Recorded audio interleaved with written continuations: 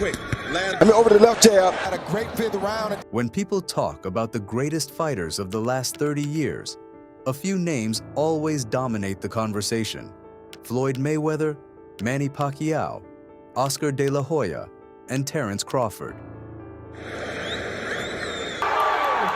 These are fighters whose greatness is almost universally accepted. But there's another name that often sits just outside that conversation, a fighter who shared the ring with many of those legends and beat some of them. He won world titles in 3 different weight classes and spent nearly 2 decades fighting the very best competition boxing had to offer. That fighter is Sugar Shane Mosley.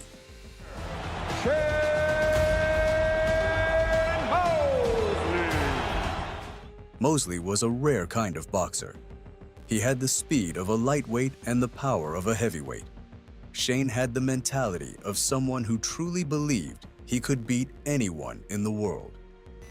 For years, he was one of the most electrifying fighters in boxing, delivering highlight reel knockouts, brutal combinations, and performances that made it look like he was operating at a completely different speed than everyone else. But then, the narrative changed.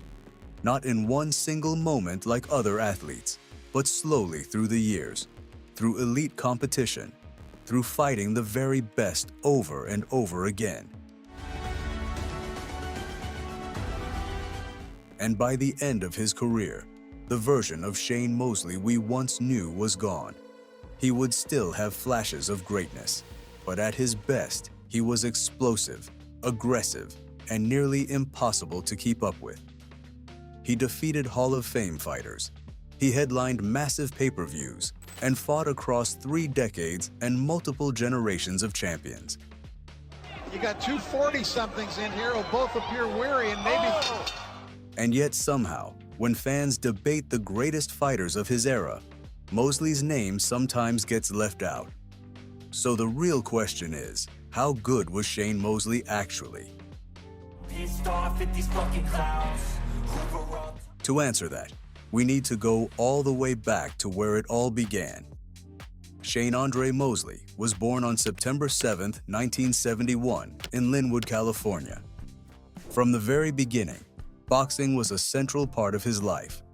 Unlike some fighters who discover the sport later in their teenage years, Mosley was introduced to boxing as a child. The person responsible was his father, Jack Mosley. He became Shane's trainer, cornerman, strategist, and later even his manager.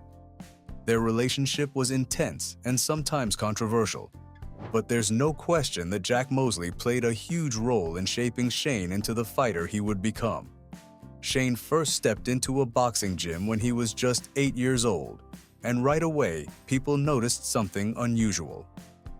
His hand speed was different. Even as a kid, Mosley could throw punches faster than most fighters twice his age.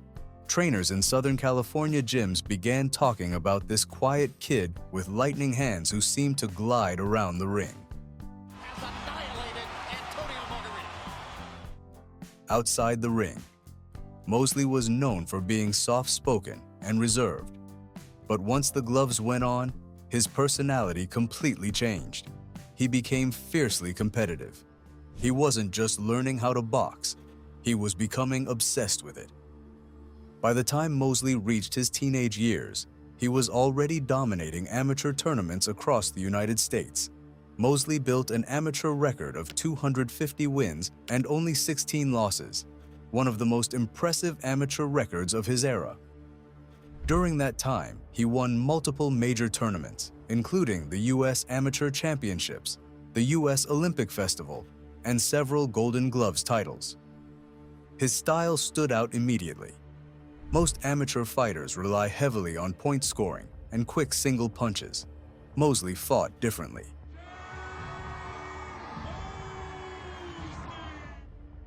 Even as an amateur, he fought like a professional.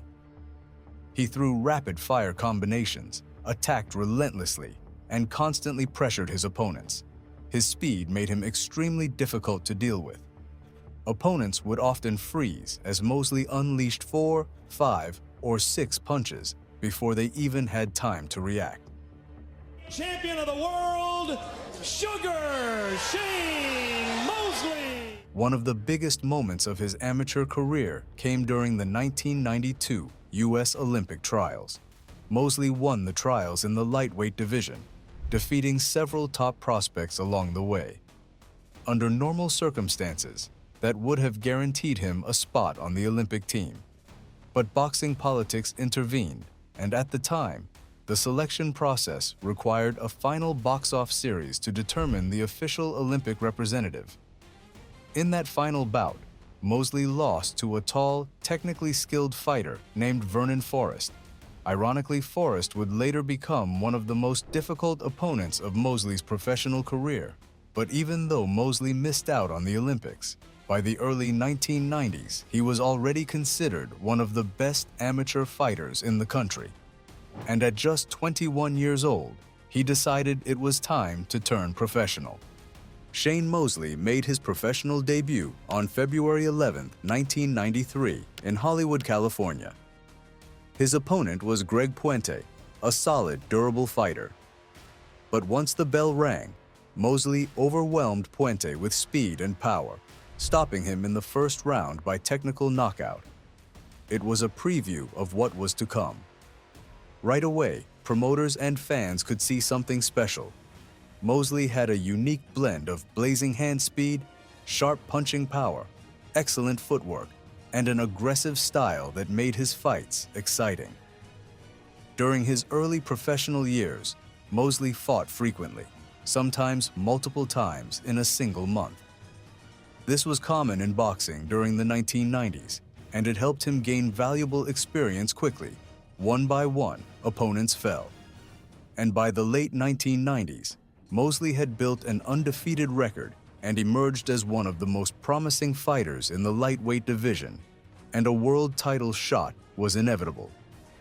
Mosley's first world title opportunity came in 1997, when he faced Philip Holliday, the reigning IBF lightweight champion. Holliday was experienced, durable, and technically sound. But from the opening bell, it was clear Mosley was operating at another level. His speed was simply too much. He repeatedly beat Holliday to the punch, landing crisp combinations and controlling the pace of the fight. After 12 rounds, Mosley won a unanimous decision and became the IBF lightweight champion of the world. But what followed was even more impressive. Mosley didn't just win the belt. He dominated the division. He defended the IBF title 8 times, defeating fighters like John Molina, Jesse James Leah, and Golden Johnson. At lightweight, Mosley looked almost unstoppable. He had the speed advantage over nearly everyone he faced, and his punching power was devastating for the division. And by the end of the 1990s, many analysts believed Mosley was the best lightweight in the world, but Mosley wanted bigger challenges. So he made a bold decision. He moved up 2 divisions to welterweight for the Oscar De La Hoya super fight. At the time, Oscar was one of the biggest stars in boxing. He was bigger than Mosley, more experienced at welterweight, and widely considered one of the most dangerous fighters in the sport. Many fans believed Mosley had made a huge mistake. But when the fight began, something unexpected happened. Mosley didn't look like the smaller man. His speed and footwork immediately caused problems.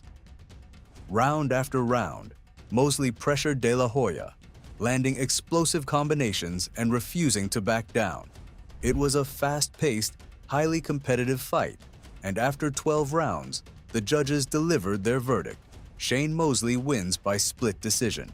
The victory shocked many fans, but it also changed Mosley's career overnight. He was no longer just a lightweight champion.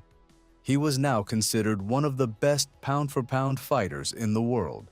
And over his next 3 fights, he would dominate Antonio Diaz, Shannon Taylor, and Adrian Stone. But every great fighter eventually faces adversity. For Mosley, that adversity came in 2002. His opponent was Vernon Forrest, the same fighter who had beaten him during Olympic qualifying. Forrest was a nightmare matchup for Mosley. He was tall, rangy, and possessed one of the best jabs in boxing. In their first fight, Forrest controlled the distance and repeatedly caught Mosley with sharp counters, and he even dropped Mosley, hurting him multiple times during the fight. Forrest won by clear decision, and later that year they fought again. And once again, Forrest won. And for the first time in his professional career, Mosley looked vulnerable. But great fighters adapt. And after 2 straight losses, Mosley moved up in weight to super welterweight. And in September 2003, Shane Mosley would rematch with Oscar De La Hoya, this time for the WBC and WBA super welterweight titles. And once the fight started, the fight was extremely competitive. Both fighters had strong moments, and the rounds were razor close. Mosley's bursts of speed and combinations impressed the judges, and after 12 great rounds, Mosley won by unanimous decision, becoming a 3-division world champion. However, the decision was controversial yet again. Many fans believed Oscar had done enough to win, and even today, the result remains debated. But officially, Mosley had added another major accomplishment to his resume.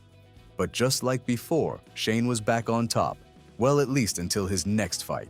Shane would suffer back-to-back losses to Ronald Wright. After losing 2 straight fights, Shane would win his next 7 out of 8 fights, beating great fighters like Fernando Vargas and Jose Cruz. But one of the most dramatic moments of his career came in 2009, when his opponent Antonio Margarito was caught cheating. Mosley trainer carefully watched Margarito's hand-wrapping process in the locker room, and something didn't look right. Officials examined the wraps, and inside were blocks of hardened material similar to plaster. And if it had been used in a fight, the wraps could have turned Margarito's fists into weapons, potentially causing devastating damage. The fight was allowed to continue that night, but the scandal would change Margarito's career forever. When the bell rang, Shane Mosley fought with something extra. Round after round, Mosley punished Margarito with brutal right hands. The man known for walking through punches suddenly couldn't take them. By round 9, Margarito's face was badly swollen and his eye was nearly shut. And then, the referee stopped the fight. At 38 years old, Mosley was once again on the winning side of things.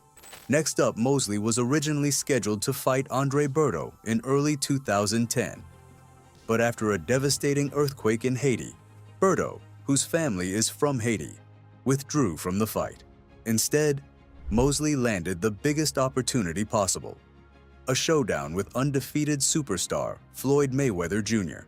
The fight took place at the MGM Grand Garden Arena in Las Vegas, and once the bell rang, the fight was going exactly how Shane imagined, and in round 2, Mosley shocked the boxing world. He landed a massive right hand that badly hurt Mayweather.